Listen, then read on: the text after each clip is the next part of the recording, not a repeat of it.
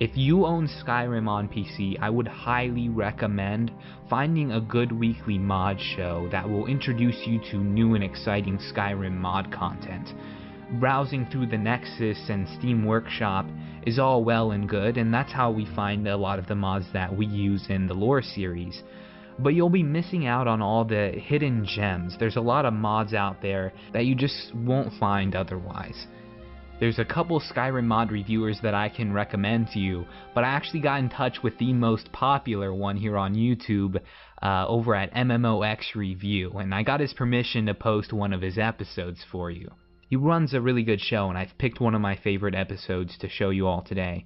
Most of these mods are lore friendly, so you don't need to worry about that, and a few of them in particular add some really cool RP elements to the game, like the need to feed your character and keep them nourished. Think of the hardcore mode in Fallout where you have to keep your character hydrated and stuff. It just adds an extra layer of difficulty to the game that's really fun, especially if you're looking to replay Skyrim again in a different light. Anyway, I'll go ahead and play this episode of Skyrim Mods Weekly. I'd highly recommend subscribing to a show like this if you want to get into mods, or discover new mods that you haven't even heard of. Oh, and one last thing, because I've been guilty of this too. Don't forget to endorse the mods that you like.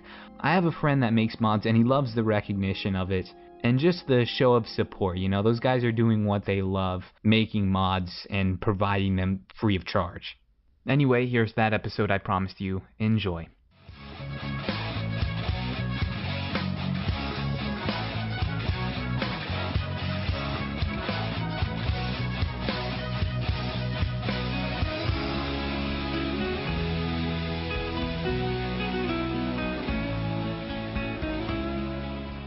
Who doesn't love wenches, right? Everybody loves wenches. You can't get enough of wenches. That's what this first mod is for. This is immersive wenches, and it adds immersive wenches to your game, 48 of them to be exact.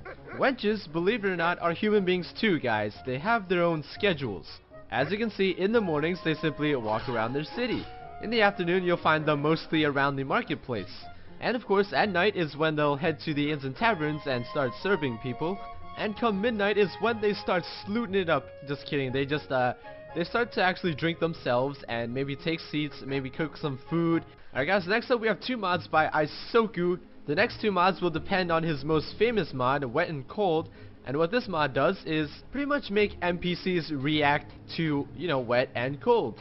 So when it's raining, you'll see water dripping off bodies, and if you look up in the sky, the rain will actually splatter on your face and cause your screen to go blurry for a second. In addition, when it's cold outside, NPCs will also put on fur hoods. So this next mod is called I Needs, and what it does is it adds this widget to the bottom right hand corner of your screen. The apple signifies how hungry you are, the bottle signifies how thirsty you are, and the moon signifies how tired you are. So as you can see, red means you're really thirsty, yellow means you're semi-thirsty, and white means you're just not thirsty. When it's red, you'll suffer from severe fatigue, hunger, or thirst, and these will do really bad things to your statistics. At its default settings, you'll need to eat and drink 2 to 3 times a day and get at least 7 hours of sleep. The thirst is, real, and it's really easy to fulfill. All you need to do is have a water skin on you, which can be crafted. You can collect water from wells, you can even collect them from upright kettles after it rains. And you can also easily craft a water barrel construction kit that will allow you to construct a water barrel anywhere you want and then disassemble it. Food, on the other hand, no longer restores health. They're a lot more scarce, way more, and eating raw food can actually kill you now. Ignoring your needs will not lead to death unless you check it in your MCM settings. In that case, yes, you will die if you do not satisfy your needs. You can also toggle on settings that will allow you to automatically eat stuff from your inventory, so all you will need to do is sort of keep your inventory stocked with foods, drinks, and, shit. Your character will also make noises when you don't satisfy her needs. Apparently, if you sit down to eat, your followers are also supposed to, follow and sit down and eat with you as well, but Jessica, she wasn't about that life. You're also supposed to be able to feed your horses, but, Shadomir, he wasn't about that life either. Jessica's actually into the thug life. Have you guys ever had a follower that just constantly steals other people's horses that don't belong to them? She thinks this is like fucking GTA or something, but it's not. So yeah, this mod adds another gameplay element that could make your game a little more challenging. It almost makes the game feel like Minecraft or Don't Starve. Now he just needs to add a fourth widget. If you don't bust a nut at least once a day, then minus 100 stamina. Also from Isoku comes the Holidays add-on for his Wet and Cold mod. This will add about 20 or so holidays from the Elder Scrolls lore, and it's amazing how the game just like changes on these certain days. Come Saturalia, the 25th of Evening Star, all the cities of Skyrim will automatically decorate themselves and you don't have to uninstall or install anything. For example, on Merchants Festival, which I'm assuming is, you know, the Elder Scrolls version of Black Friday, you can see the 50% off sign appear and then disappear after the holiday is over. Now, I didn't have time to check out all 20 or so holidays, but the ones I did check out were pretty awesome. The Feast of the Dead was like a game of musical chairs. Like, the struggle to find the seat here was real. But I feel like some of the things he said would happen on certain holidays were just straight out lies. Like on Valentine's Day, apparently in-rooms are free and you're supposed to find couples in them, possibly getting it on, but instead I just found a lonely man drinking by himself. And apparently grandmas get wasted, just white girl wasted, at inns during Valentine's Day. One of my favorite holidays was definitely the Warriors Festival, where all the citizens kind of come out in all of their armor, and discounts and low prices tempt many untrained children to buy their first sword and fight in the streets.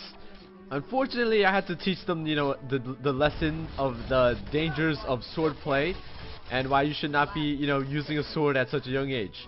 Cause shit like this can happen to anyone. You'll find the occasional conversation between NPCs very fitting of the holiday, such as this one on Warriors Festival. Oh, ladies, is there anything a big, strong man can do for you this fine day? I don't know. If you see any big, strong men around, let us know, will you? But for the most part, they're really awkwardly quiet, except for Saturalia and a few others. I once captained a ship called the Argent. She struck an iceberg. It'd be nice if he was able to work with Chris Takahashi of interesting NPCs and possibly come up with some conversations during these holidays. But you know, that's just my advice. That's just my, you know, suggestion. You don't have to listen to me. Excellent mod. And moving on to the armor mod, we have the Draconic Bloodline armor by Ravendir. He also created the Witch of the Wild armor that was one of my favorite armor mods of all time. And like the Witch of the Wild, this armor mod is just ridiculously good. If I could remake my top 10 armor mods video, this would be in it for sure. That detail though, like the stitchings, the symbols on the belt, the dragons on the boots. I was actually gonna say this could belong in the Elder Scrolls Online, but no, this is actually this looks too good to be in the Elder Scrolls Online. Yeah, I just went there. This mod also comes with the Lotus robes, and you know, the first thing I noticed about this particular outfit is those two really sexy looking I'm not sure what they're called, but they're hanging off her neck. That necklace though is just so hot. And you know, great pattern on the robes, comes with stockings, nice fur boots, optional sleeves, comes in black or red, and tits.